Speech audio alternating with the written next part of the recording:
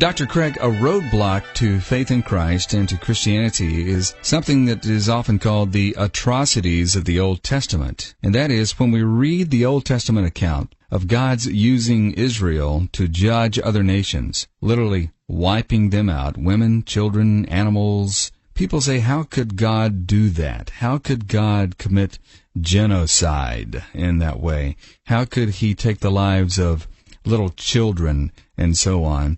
And we do find, in fact, these stories in the Old Testament. Have you run into that objection? Oh, yes. And it's one I think that any thoughtful Christian feels himself wholly apart from confronting skeptics. No thoughtful Christian can read these narratives and not find them disturbing, Kevin. I think this is one of the most difficult questions that a Bible-believing Christian faces. How could God command soldiers to go in and kill innocent women and children? Now, when we look at this, the first thing I guess we would try to determine is, what is the context of these events?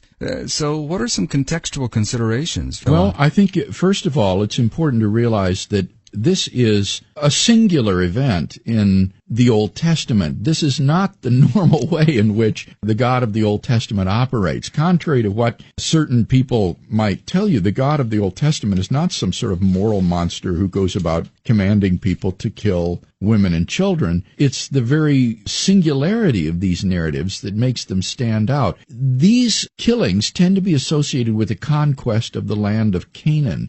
It's when God calls Israel out of Egypt and now gives them the promised land.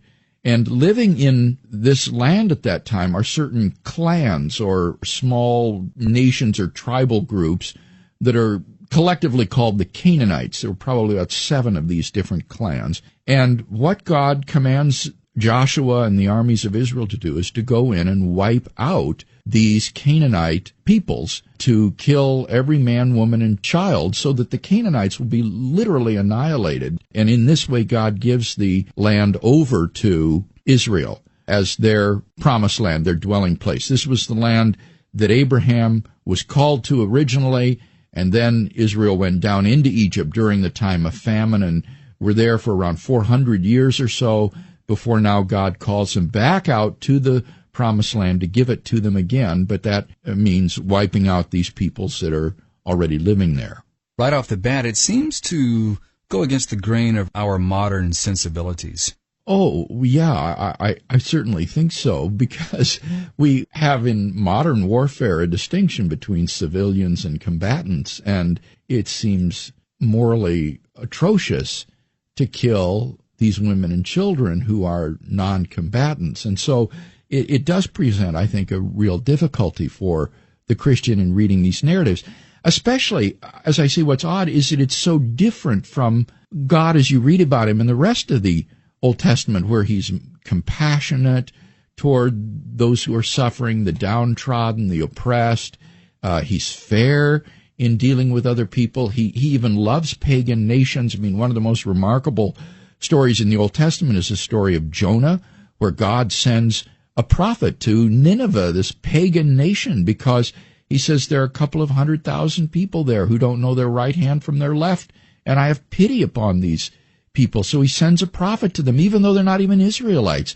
And so it's so strange to see this narrative in the conquest of Canaan of this same God who is so compassionate and loving and just, ordering these Israeli soldiers to annihilate these people groups in Canaan. One thing that emerges from this question is that it's an internal question. The question, as the skeptic usually presents it against the Christian, is, why would God do this? Yeah. And you immediately think, well, wait a minute, if it were God who were doing this, we're talking about the God of the universe here. So it becomes an internal question of why God would do this, as opposed to, is there a God who did this? Exactly. I think that's right, Kevin. And if you ask yourself, suppose this objection is unanswerable. Suppose the skeptic is able to demonstrate to our satisfaction that an all-loving, all-just God could not have issued such a command. What follows from that? That Christ didn't rise from the dead? That Jesus Christ was not God incarnate? That God does not exist? Well, no, obviously none of that would follow. All that would follow is that God, in fact, did not give such a command as you have recorded in the book of Genesis. Now, that would mean either these stories are simply legends, perhaps myths of the founding of Israel that never really occurred, or else, if these events did occur, then Israel, carried away in a fit of national frenzy, thought God is on our side, and so they imagined that God had commanded them to do these things. In other words, what this objection is really an attack on is not the existence of God or the truth of Christianity. It's an attack on the doctrine of biblical inerrancy. Now, that's important, I think, but nevertheless, it's not central to the truth of Christianity. If one were forced to, one could give up the doctrine of biblical inerrancy and say, all right, I guess God really didn't issue these commands after all, for one reason or another. But nevertheless, I still believe God exists. I still believe in the incarnation of Christ, the resurrection of Christ, and so forth. So it's not an objection to the existence of God or the resurrection of Jesus or anything like that. What it really is it's a type of criticism of biblical inerrancy. At most, it would harm the doctrine of inerrancy, but not Christianity itself. Right. That's the point that I'm trying to make, is that it's important to see what's at stake in this objection, lest we think the objection proves something that it doesn't. It has nothing to do with whether or not God exists, or whether or not he brought Israel out of Egypt, or whether Christ was born of a virgin, or fed the 5,000, or any of those things. It's really an attack upon the accuracy of the Genesis account of the conquest of Canaan.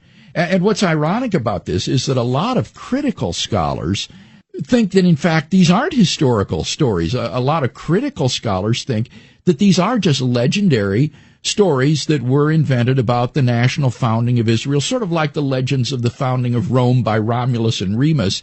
And therefore, these events never really happened. So for those kind of liberal scholars, this isn't even a problem. The problem doesn't arise because they don't believe God ever gave such commands. They think these are just, in a sense, myths or legends. So while I don't agree with that perspective, I think it helps us to put the objection in perspective. This is not an objection that strikes at the heart of theism or even Christianity. It would attack simply the accuracy of the Pentateuch with respect to the conquest of Canaan. Now, in the event that one would want to go internally as well and say, God could have had good reasons for this judgment against these pagan nations, what are our options on that? Well, I think first we need to set the framework of a theory of ethics that will help us to understand these commands. And the framework for my ethical theory is what's called divine command morality. Now, what is that? Well, that is an ethical theory which says that our moral duties are constituted by God's commands. It is God's commandments to us that give us right and wrong, that determine what we should and should not do. And therefore, if God issues you a command to do something, that becomes your moral duty, and it would be wrong for you not to do it. Now, since God doesn't issue commands to himself, he doesn't have any moral duties to fulfill. Rather, he simply acts in accordance with his nature, which is loving, just, kind, compassionate, and so forth.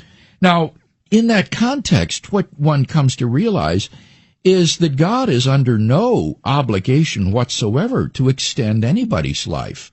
Life is a gift from God, and he's not duty-bound to prolong your life. He can take your life as he sees fit. That's his prerogative as God. So I don't have the right, as a human being, to kill somebody else. If I did that, that would be murder. But if God were to kill me right now, that wouldn't be murder. He could do that, and he wouldn't violate any moral duty. That's within his prerogatives. Now, what that means in this case is that God isn't under any moral obligation to prolong the lives of the Canaanite people. Even the Canaanite children. Children die all the time in the world from disease and accident and other sorts of things. So God isn't in any way obligated to prolong the lives of any of these Canaanite persons. If he chooses to take their lives, he does no wrong and is completely within his rights in doing so. So the problem isn't that God took the lives of the Canaanites. That's not really a difficulty. The difficulty, rather, is that he commanded the Israeli soldiers to take the lives of these Canaanites. That is, I think, the essence of the problem. And if God were all-knowing and he had the attributes of omniscience and so forth, it wouldn't be an arbitrary thing. He would have a purpose. Yes, that's right. God is in taking a life. His commands reflect his own moral nature and character, which is just and loving and wise, so that his commands are not issued capriciously or arbitrarily. There would be good, morally sufficient reasons for issuing a command like this. And if God were to issue a command to the soldiers to kill the Canaanite people, in virtue of divine command morality, that would become their moral duty. That would become the right thing for them to do. Now, someone might say, well, then are you saying that God can command someone to murder somebody else? Is that what you're saying? No, I'm not saying that God can command you to murder someone. I'm saying that God can command you to do something which, in the absence of a divine command, would have been murder, but is not murder in virtue of that divine command, because it now becomes your moral duty. God has the right to command you to do things which, in the absence of a command, would have been sin. So think of Abraham's sacrifice of his son Isaac. If Abraham had done this on his own initiative, if he had just taken his son and decided to sacrifice him to God, that would have been an abomination in God's sight. But under the injunction of a divine command to sacrifice Isaac, it is no longer murder. It now becomes Abraham's moral duty, and God tests Abraham to see his faithfulness and obedience if he will carry out this terribly difficult command in obedience to God. So God gave a command to these Israeli soldiers to do something that they would not have had the right to do under their own initiative, namely to take the lives of not only soldiers, other soldiers, but also civilians, women, and children. And moreover, I think we want to say that God had a morally sufficient reason for doing so.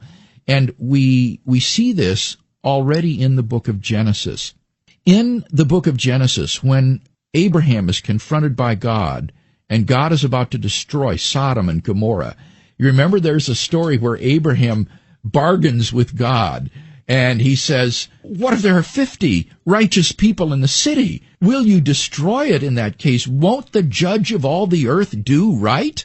He challenges God with respect to God doing the right thing. And what is God's response? He says, if there are 50 righteous people in the city, I will not destroy it. And then Abraham says, oh God, don't blame me. What if there are 40 people? And God said, I still won't destroy it if there are 40 people. And Abraham says, oh Lord, don't think me impertinent. What if there are even 10 righteous people in the city? And God says, if there are 10 righteous in the city, I will not destroy it. And Abraham doesn't dare go any lower than that. He's too afraid to bargain with God more.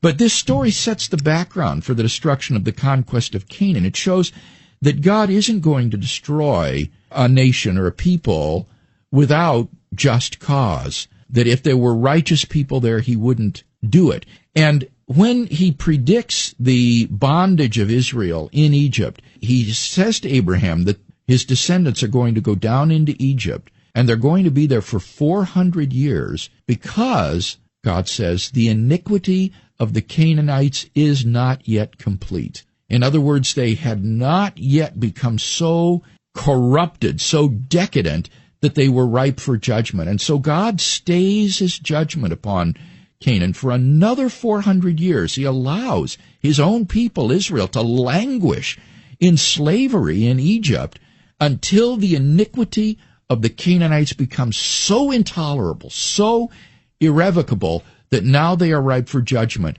And he brings his people out of Israel in the Exodus and commands them to go in and destroy this nation wholesale in judgment. And in fact, the Canaanite nation and culture was incredibly decadent. They practiced temple prostitution in their worship of Baal.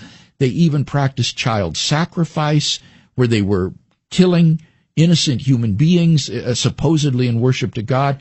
And God says, these things are abominable. I want you to wipe out these people. So this isn't just sort of making room for God's people to come back into the land. Rather, these people were ripe for judgment, and so God decided to destroy them. Now, You might say, well, what about the children, though? The children hadn't done anything wrong, so how could God command them to be destroyed? Well, here I think, Kevin, we need to look at the destruction of the Canaanite children in the wider context of God's commandments to Israel not to assimilate to pagan nations and practices. God gave Israel an incredibly complex law that distinguishes between clean and unclean. And some of these regulations are so bizarre to us as moderns, like don't wear cloth that's a mixture of linen and wool, or don't have milk and meat cooked in the same vessel. The point of these strange and arbitrary distinctions between clean and unclean seems to be to avoid mixing things together. These are parables, as it were. They are living illustrations, tangible illustrations of how you are not to assimilate to these pagan nations and peoples all around you. And so the destruction of the Canaanites wholesale, even the children, is just one more terrible, tangible object lesson of the prohibition of not assimilating. They are not even to assimilate racially with these Canaanite children by allowing them to live, grow up, and intermarry with Israelis. Israel is to be reserved for God alone, set apart from Him alone, and not to in any way assimilate to the peoples and nations around them. So God has them even take the lives of the children to prevent this. Now, notice that in doing so, God doesn't do anything wrong to those children.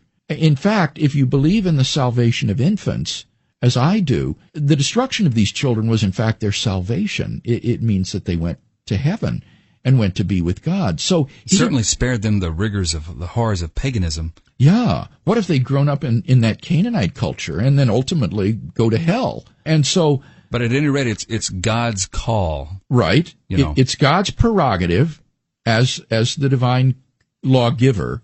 And He can command people to do things that in the absence of a command would have been sin, but in the presence of a command is now their duty. He does so with good moral reason, but also He doesn't wrong the children. I mean, I think that's important to see. He does no wrong to them in doing this. On the contrary, it accords them salvation, eternal life, and a knowledge of God.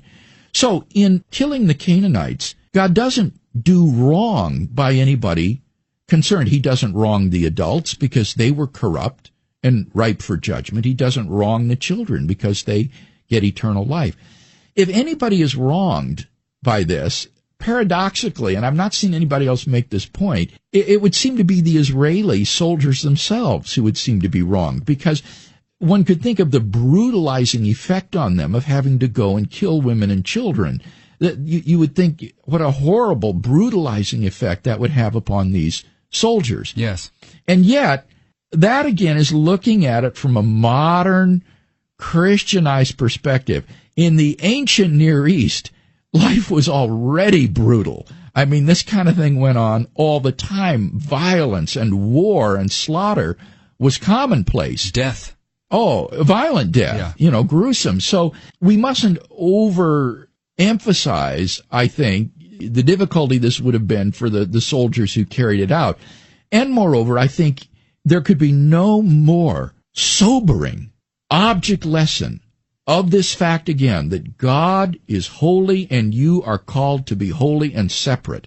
And this notion again of not assimilating, of being separate from them, would have been driven into the minds and the hearts of these Israelis by seeing what happened to these Canaanite peoples. And God said, if you are not obedient, if you apostatize, the same thing is going to happen to you. You will be judged. And eventually, centuries later, God did judge His own people by Babylon and Assyria when they came in and killed and deported the people. So this was a sobering, deep object lesson to them about the importance of maintaining covenant with Yahweh, with God, and being separate from the pagan practices and peoples around them.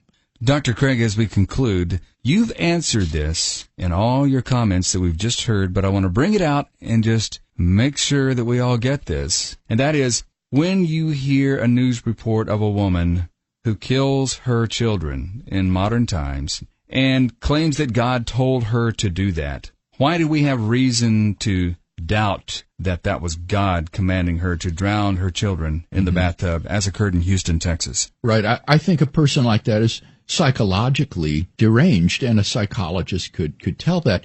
There are not the justifying circumstances in that case that there were, for example, in the conquest of Canaan. And that's why you don't have this repeated over and over again in the Old Testament. The conquest of Canaan was a unique set of historical circumstances that obtained at that time, and is not meant to be a sort of general rule of behavior among mankind.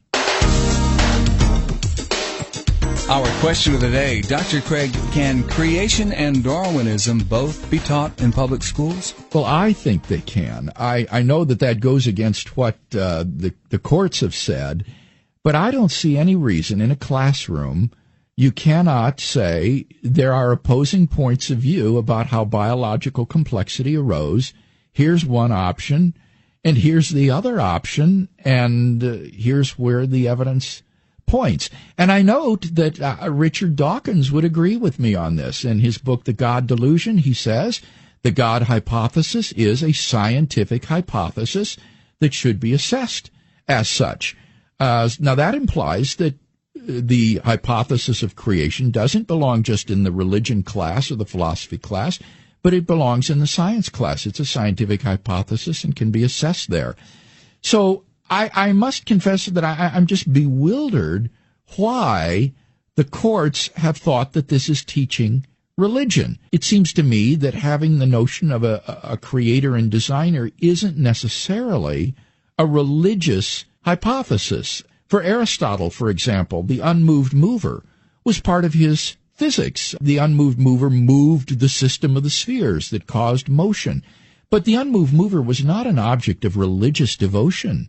For Aristotle, he didn't worship God.